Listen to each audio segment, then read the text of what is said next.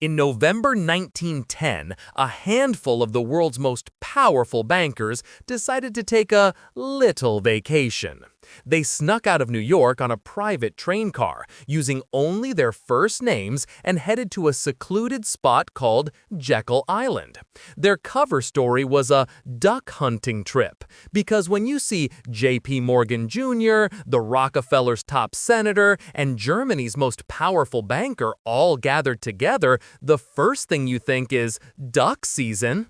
They weren't there to hunt ducks. They were there to hunt the entire American financial system and mount its head on their wall. This secret boys' club meeting would lay the groundwork for a system that controls the flow of global money, and they did it with all the transparency of a submarine. To be fair, they had a point. Before the Fed, the American economy was basically a toddler juggling knives. Every couple of decades, a big bank would fail, and everyone would collectively lose their minds. This led to bank runs, where crowds of perfectly rational people would demand all their money back at once, which is a great way to discover that your bank doesn't actually have all your money. The Panic of 1907 was the last straw. J.P. Morgan, the man himself, had to personally lock a bunch of bankers in his library and force them to bail out the system. Realizing that one rich guy's library wasn't a sustainable economic policy, the powers that be decided they needed a more permanent solution. The first plan these duck hunters came up with, the Aldrich Plan, was dead on arrival. It was too obviously a scheme for and by bankers. The American public, bless their hearts, can occasionally spot a fox guarding a henhouse. So they did what any good marketer does. They changed the packaging. They waited for a new president, Woodrow Wilson, a Democrat, to get elected. They handed him the same basic plan, slapped the word federal on it to make it sound official, and called it the Federal Reserve Act. It was a masterpiece of political maneuvering. They created a decentralized system with 12 regional banks to make it seem less like a monolithic central power. It was the institutional equivalent of putting a vegetable in a blender and calling it a fruit smoothie. The brand new Federal Reserve was handed a job description written by a committee of optimists. They were given a dual mandate: maintain stable prices and create maximum employment. This is like telling someone to make sure it's sunny but also raining. The tools you use to fight unemployment, like lowering interest rates to encourage borrowing, often cause prices to go up. And the tools you use to fight rising prices, or inflation, like raising interest rates, tend to slow down the economy and, cause people to lose their jobs. So the Fed's entire existence is a high-wire act, trying to balance two opposing forces. The result is that they are perpetually making one group of people angry to appease another, which is pretty much the definition of government. So, how did this new, super-powered financial regulator do on its first big test?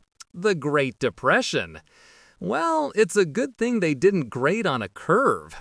As the economy began to collapse in 1929, banks started failing again, just like in the old days. This was the Fed's moment to shine, to use its power to provide liquidity and stop the panic. Instead, they did precisely the opposite. They got scared, tightened the money supply, and let over a third of the nation's banks collapse into dust.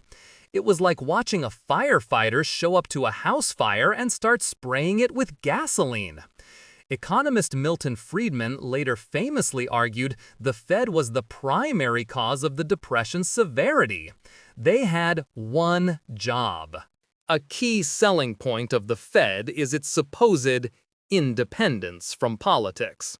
The board members have long terms, and they're meant to make decisions based on economic data, not on who's yelling the loudest on TV.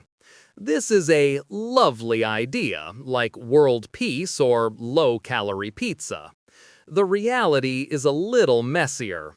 For decades, the Fed was basically expected to keep interest rates low so the government could borrow cheaply to fund things, like wars. It wasn't until the 1951 Treasury-Fed Accord that they formally agreed to stop being the Treasury's personal piggy bank. Even today, you'll see presidents publicly complaining about the Fed raising rates. The independence is more of a strong suggestion than a physical law. The 1970s is when the wheels really came off the economic bus. A combination of oil shocks and questionable Fed policy led to something called stagflation. This is a terrible economic cocktail where you have high inflation and high unemployment at the same time. Prices are skyrocketing, but nobody has a job to pay for them. The Fed at the time, under Arthur Burns, seemed utterly lost. They'd raise rates a little, the economy would slow down, they'd get scared, and then they'd cut them again. It was the economic equivalent of trying to stop a charging rhino by politely asking it to reconsider its life choices. Inflation hit double digits. People's life savings were evaporating. It was a national economic migraine. By 1979, the country had had enough. President Carter appointed a new Fed chair, a 6'7" cigar-chomping man named Paul Volcker, who looked like he was born to deliver bad news. And he did. Volcker decided the only way to kill inflation was to perform radical surgery on the economy. He jacked up interest rates to an eye-watering 20%. To put that in perspective, a normal mortgage rate is maybe 3 to 7%. This was economic chemotherapy. It threw the country into a brutal recession. Farmers protested by driving their tractors to the Fed building. But here's the crazy part. It worked. By the mid-80s, the inflation dragon was slain. Volcker became a legend for having the guts to do something deeply unpopular because he knew it was necessary. After Volcker came Alan Greenspan, who ran the Fed for nearly 20 years. He was treated less like an economist and more like a wizard. He'd mumble an incomprehensible financial jargon, and the markets would swoon. They called him the maestro. His era was defined by the Greenspan put, the belief that if the stock market ever fell too far, Daddy Greenspan would step in and cut interest rates to save the day. This encouraged huge risk-taking, which felt great during the dot-com bubble of the late 90s. It felt less great when that bubble popped.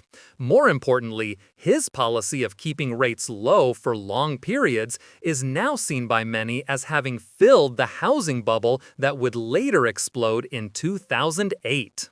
Then came 2008. The entire global financial system, built on a foundation of bad mortgage debt, decided to implode. The Fed, now under Ben Bernanke, faced a choice: repeat the mistakes of the Great Depression or do something completely unprecedented. They chose option B. They cut interest rates to zero. And when that wasn't enough, they invented a new tool, or at least dusted off an old, obscure one: quantitative easing. QE is a fancy term for the Fed creating digital money out of thin air to buy government bonds and other assets from banks. The idea is to flood the system with cash to keep it from freezing. It's also known by its more popular, memified name, the money printer. The world we live in now is the legacy of that 2008 decision. For over a decade, the Fed kept its foot on the gas. Quantitative easing went from a temporary emergency measure to a semi-permanent feature of the economy. The Fed's balance sheet swelled from less than $1 trillion to nearly $9 trillion. They became the biggest player in almost every financial market. This has had some strange side effects. Asset prices, from stocks to houses to cryptocurrencies, went on a wild ride. The line between prudent monetary policy and propping up markets got blurrier than a photograph of Bigfoot. The institution created to stop panics has now become the central pillar holding everything up. So here we are, a century after a secret duck hunting trip, a small committee of unelected economists in Washington, D.C. holds more sway over your financial life than almost anyone else. Their decisions can determine the cost of your mortgage, the value of your savings, and whether or not you have a job next year. It's not a conspiracy, it's something far weirder, a well-intentioned, deeply flawed human solution to the very human problem of financial panic. They were given an impossible job, failed spectacularly at first, had a few moments of glory, and now wield a level of power that the men on Jekyll Island could have only dreamed of. They're the most powerful institution you know almost nothing about, and they prefer it that way. If you enjoyed this video, please like, comment, and subscribe to our channel for more historical insights. Thanks for watching, nerds!